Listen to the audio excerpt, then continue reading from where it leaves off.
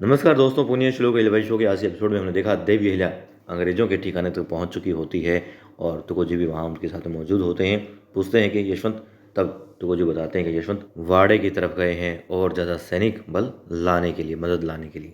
ठीक है, अब तभी वो अंग्रेज सबको भोजन दे रहे होते हैं। फिर गिनते हैं कि संख्या ज़्यादा कैसे हो गई और भोजन कम कैसे हो गया।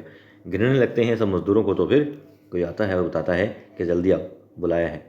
ठीक है, अब वो अंग्रेज़ जो वहाँ पर मजदूरों को गिन रहे थे बाहर निकल जाते हैं और वहाँ दिखाते हैं महल में मैना से नाराज़गी जाहिर कर रहा होता है मालेराव।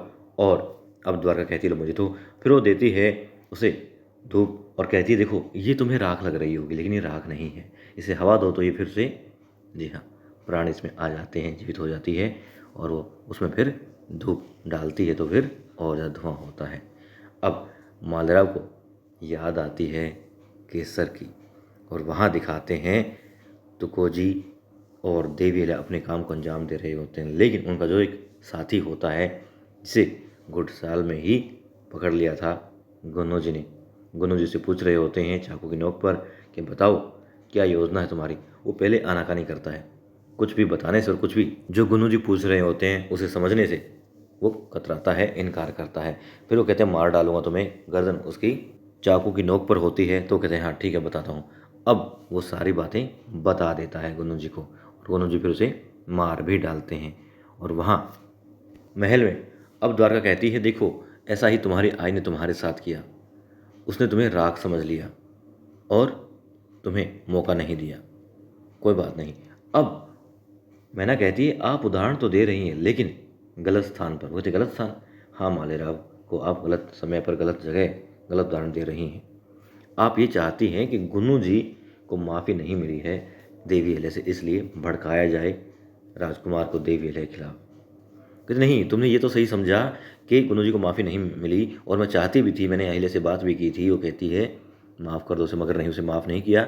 लेकिन भला वो अपने इस पोते को, आखिर वो दादी है मालेराव की, उसका अहित क्यों चाहेंगी, है ना। तुम मुझ पर विश्वास करते हो ना मालेराव। अब द्वारका पूछती है तो मालेराव कहता है देखो मैं आप पर विश्वास नहीं कर सकता। क्यों? क्योंकि आपने ही तो पहले बताया था ना, आप ही ने कहा था, आपके साथ मिलकर ही मैंने ये योजना बनाई थी कि अंग्रेज़ों के साथ में हाथ मिला लिया जाए, उनकी तकनीक अच्छी है। अब मैना कहती है जो द्वारका भाई साहब ने कहा कि अंग्रेज़ सही हैं, उसमें गलत क्या है, वो सही कर रहे हैं, अच्छी तकनीक उनके पास में, मैंने कुछ गलत राय नहीं दी तुम्हें। अब मैना कहती है कि अंग्रेज़ अंग्रेज़ तो गुलाम बना रहे हैं मालवा के लोगों को। अब वो कहती है द्वारका कि गुलाम तो पहले से हैं। द्वारका कहती है मैना से कि गुलाम तो गुलाम होते हैं, चाहे वो किसी साहूकार की गुलामी करे या फिर अंग्रेज़ों की, क्या फ़र्क है। अब मालेराव कहता है चिढ़ करके कि आप सब लोग चुप हो जाओ, और देवी अहिल्या ने पहले भी सारे काम सही ही किए हैं, आज की मुहिम भी वो जीत ही लेंगी, वो कभी किसी मुहिम से खाली नहीं आती हैं। और फिर वहाँ से वो चला जाता है और द्वारका भी अब चली जाती है। और अब वहाँ दिखाते हैं तुकोजी अपनी योजना को आगे बढ़ा रहे होते हैं देवी अहिल्या के इशारे को पा करके, और वो कहते हैं अपने उस रज्जो से कि जाओ और सबको बता दो कि सब मुख्य द्वार की तरफ जाएं। अब वो बारूद बांटते बांटते सबको कह देता है मुख्य द्वार की तरफ जाएं। वो लोग चले जाते हैं और अब देवी अहिल्या की जो योजना थी वो क्योंकि जान चुका है गुन्नू तो वो एक आदमी को भेजता है जो कि ह्यूज़ को बता देता है सारी योजना कि क्या कुछ है। अब ह्यूज़ अपने अंग्रेज़ अधिकारियों साथ में, आदमियों साथ में पहुंच जाता है वहाँ पर जहाँ देवी अहिल्या होती है, और वो लोग फिर से गिनती शुरू करते हैं मज़दूरों की। अब जब ज़्यादा मिलते हैं 2 मज़दूर तो फिर गुन्नू ने योजना बता दी। वो जानता है कि देवी अहिल्या यहाँ पर पहुँच चुकी है, इसलिए उसे पक्का यकीन था। मगर तुकोजी अब क्या करते हैं, अचानक से सब उनका काम बिगाड़ देते हैं और एक अंग्रेज़ की बंदूक छीन लेते हैं और एक अंग्रेज़ अधिकारी पर बंदूक तान देते हैं।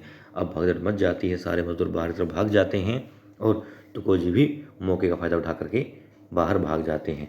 अब ह्यूज़ ने सबको एक तरफ बंद कर दिया है, अलग ले गया है, सबको जानने के लिए पूछता है कि आखिर देवी अहिल्या कहाँ है, क्योंकि देवी अहिल्या छिपी हुई हैं और वो पूरे उस तहखाने में जहाँ उनका गोला बारूद होता है पूरा बारूद बिखेर देती हैं। अब वो पत्थर से आग जलाने की कोशिश करती हैं। अंग्रेज़ कुछ अधिकारी वहाँ पर पहुँच जाते हैं, देखते हैं, बंदूक तान देते हैं, धीरे ज़ोर ज़ोर से अब पत्थरों को रगड़ने लगती है और फिर आग उत्पन्न हो जाती है और देवी अहिल्या वहाँ पर अग्नि प्रज्वलित कर करके भाग जाती हैं और पूरा जो तहखाना था, जो गोला बारूद था, सारा स्वाहा हो जाता है। और हाँ दोस्तों, मालराव भी पहुंच जाता है केसर के पास में। केसर देखती है और कहती है कि काश माँ कुछ और भी मांग लेती। वो कहता अच्छा तो मेरा इंतज़ार कर रही थी? नहीं, बस यूँ ही।